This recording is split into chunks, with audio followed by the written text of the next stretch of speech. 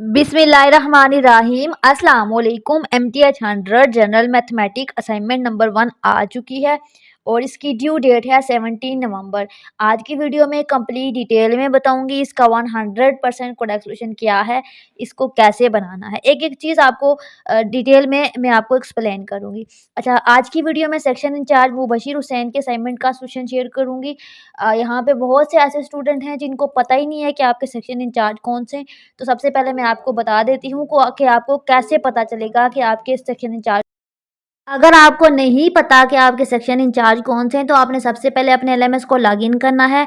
Login करने के बाद आपने सब्जेक्ट के सेक्शन में जाना है। ठीक है, MTH 100 का सब्जेक्ट है तो MTH 100 के सेक्शन में जाना है, अनाउंसमेंट पे जाना है और असाइनमेंट से रिलेटेड जो भी अनाउंसमेंट आई है उसको ओपन करना है। जब ओपन करेंगे तो इस तरह की आपके पास फॉर्म आएगी, उस फॉर्म में से आपको असाइनमेंट की फाइल मिलेगी। ठीक है, कोई लिंक मिलेगा, उस पर क्लिक करना है और आपने डाउनलोड कर लेनी है। ठीक है, इस तरीके से आपने सब्जेक्ट के अकॉर्डिंग, अपने कोड के अकॉर्डिंग, अपने सेक्शन इंचार्ज के अकॉर्डिंग असाइनमेंट को डाउनलोड करेंगे, आपके पीसी में आ जाएगी। और इस तरीके से आप अपनी असाइनमेंट के सेक्शन इंचार्ज को जानने के बाद उसका सॉल्यूशन बनाओगे। अच्छा, आपको MTH 100 के सब्जेक्ट में अगर कोई भी मसला है तो यूट्यूब पे लिखेंगे इकरा अव्यू जोन विद इकरा अजहर। ठीक है, मेरा चैनल ओपन हो जाएगा। ओपन करने के बाद प्ले लिस्ट पे जाएंगे तो यहाँ पे मैंने एक प्ले लिस्ट बनाई हुई है, इसमें बेशुमार वीडियोज़ मैंने MTH 100 की बनाई हुई हैं, पूरा कोर्स करवाया हुआ है। इसको पूरा देखें, सारे लेक्चर प्रिपेयर करें, मिड के पेपर की वीडियोस, फाइनल के पेपर की वीडियोस, इनको प्रिपेयर करें, आपका पेपर बहुत ज़्यादा अच्छा हो जाएगा। उसके अलावा मैंने एक अपने चैनल पे ना कोर्स स्टार्ट किया है मैथ टाइप ट्यूटोरियल के नाम से, जिसमें मैं आपको सिखाऊंगी कि कंप्यूटर के अंदर मैथ को कैसे लिखते हैं। तो जिन जिन स्टूडेंट को कंप्यूटर के अंदर मैथ लिखना नहीं आती वो मेरे इस ट्यूटोरियल को फॉलो करें, देखें।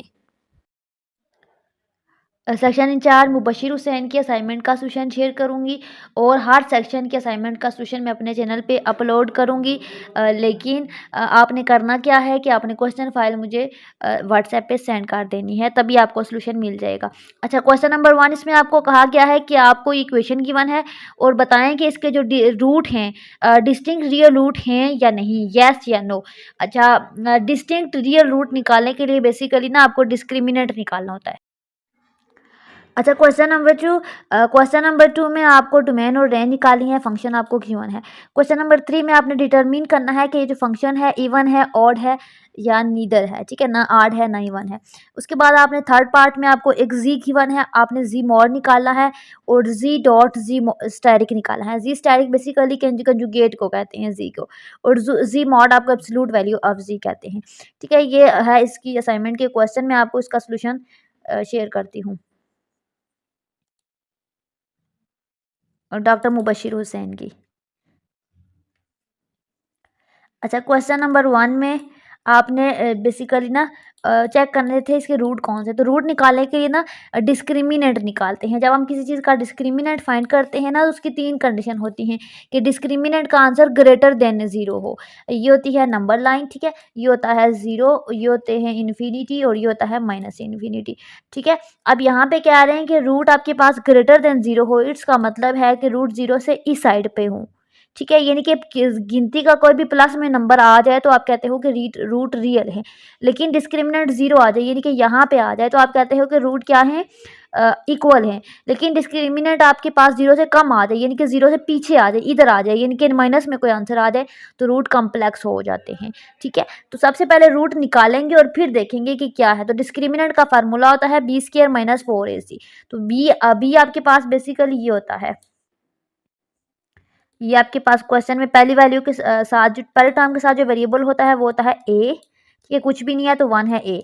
तो बी आपके पास होता है ये -5 और सी आपके पास ये थर्ड टर्म का 6 होगा। ठीक है, ए बी सी की वैल्यू को आपने लिख लेना है और लिखने के बाद यहाँ पे आपने इस फार्मूले के अंदर पुट कर लेना है। पुट करोगे तो आपको पता है 5 का स्क्वायर 25 होगा और 6 4 24 होगा। सॉल्व करके आपके पास 1 आ जाएगा।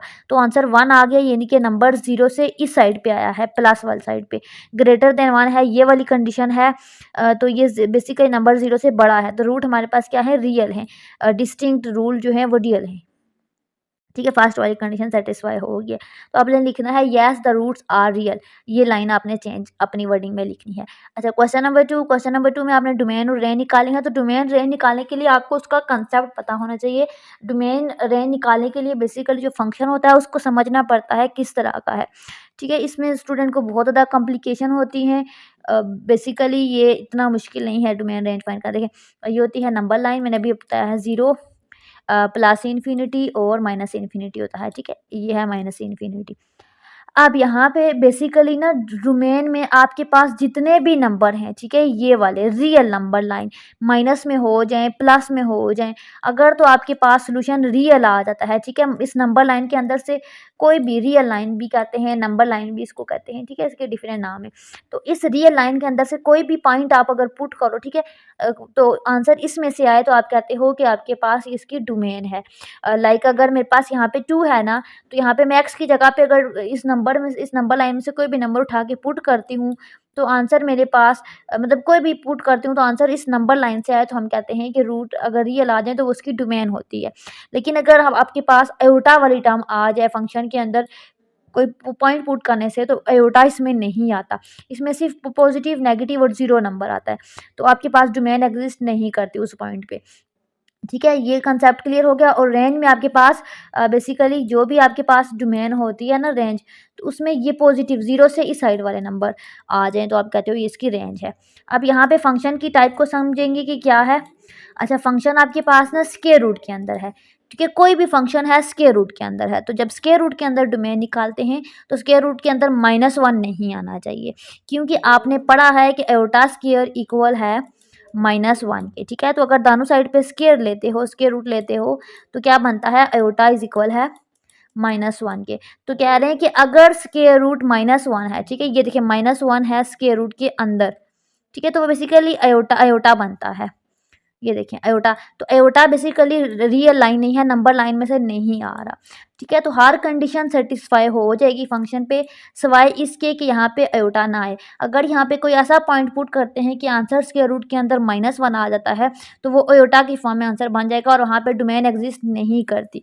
तो यहाँ पे आप देखें, अगर ना आप बेसिकली ये जो नंबर है स्क्वायर रूट के अंदर, ये कह रहे हैं कि 0 से ग्रेटर देन होना चाहिए। मैं बताती हूँ क्या कह रहे हैं। ये है नंबर लाइन 0, तो कह रहे हैं कि अगर हम नंबर लाइन के इस साइड पे जाएंगे, ठीक है, यानी कि स्क्वायर रूट के अंदर जो भी आंसर होगा वो माइनस में नहीं होगा, प्लस में होगा, यानी कि 0 से इस साइड वाला होगा। तो 0 से इस साइड पे यानी कि ये जो टर्म स्क्वायर रूट के अंदर है ना बेसिकली 2x-3, ये 0 से पीछे नहीं होनी चाहिए। 0 भी हो सकता है, तो 0 से ये ग्रेटर होनी चाहिए। ठीक है, इस इनइक्वालिटी का ये मतलब है, वरना डोमेन एग्जिस्ट नहीं करेगी। तो यहाँ से देखते हैं वो कौन सा पॉइंट आएगा। तो बेसिकली यहाँ से पॉइंट आएगा x is greater than equal to 3/2।